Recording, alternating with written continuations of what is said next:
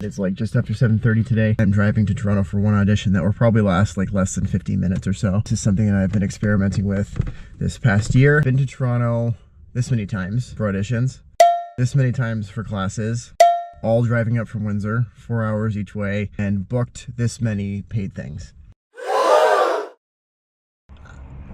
It's a bit of a chicken egg thing. Probably be more active around auditioning if I was in the city itself. On the other hand, I also haven't booked anything, so it's not like a huge pull for me. Today, it's worth driving 4 hours for an audition that statistically will probably not turn into anything, but the casting director messaged my agent specifically about me. That's the first time that this has happened, so just kind of do it and close your eyes. I'm gonna hit the road because it's time to go. I'm a pill, I swallow it. Take me away to Neverland, where colors fade my disbelief and make me forget my memories.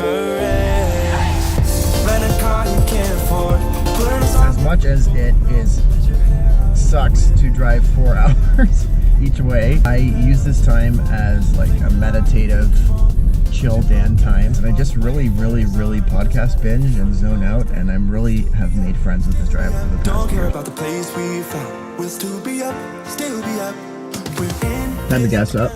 we both fall down. Doesn't matter if the sun goes up, 'cause we will still be high when the lights up.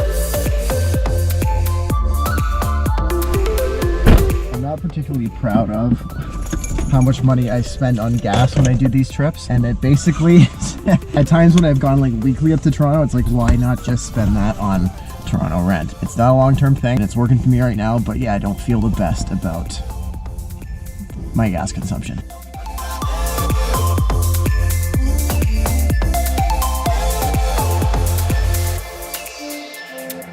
We can pretend that time is still.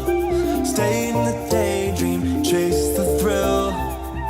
Make up the way as we go. Live for the moment, lose control. Rent a car you can't afford. Here, feeling pretty good. A little bit nervous. I'm wishing I remembered my deodorant. I'm gonna change into my shirt here and head on in there and do it again. Put your broken whip off, wafers on. Doesn't matter if the sun All right, and I'm back. Like, I'm nerves are still pumping a bit. I noticed I was the last person, maybe the last person total, but definitely before a break. And this is good news because of something called the primacy and recency effect. If you ever have a chance, try to be the first or the last at an interview or an audition, because we as people tend to remember the first of a list and the last thing. Inevitably, your nerves will rush in. You just have to learn to expect that and ride it out. And I don't believe in trying to force that down or try to compress it or change it. I think that just looks fake. Use those nerves and bring it out into whatever it is you're doing. I don't even really give myself a hard time at all for screwing it up. It's just showing up for it and trying. Going to the gym, you're not going to notice a difference after one session, but if you put your head down and stay consistent, one day you might look up and things will start to change, and that is what gives you the reinforcement. And no, I haven't booked anything, which I'm kind of embarrassed to talk about, but there are little milestones that have happened that have made me realize that this is worth continuing, and I am noticing progress in myself, and that is the most fulfilling part of this and with anything, so that's why I'm still doing it. Those are my thoughts. See you next time.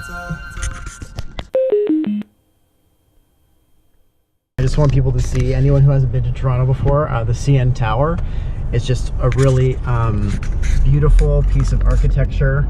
You can really see, oh, I don't think that's actually it. No, I got the wrong building.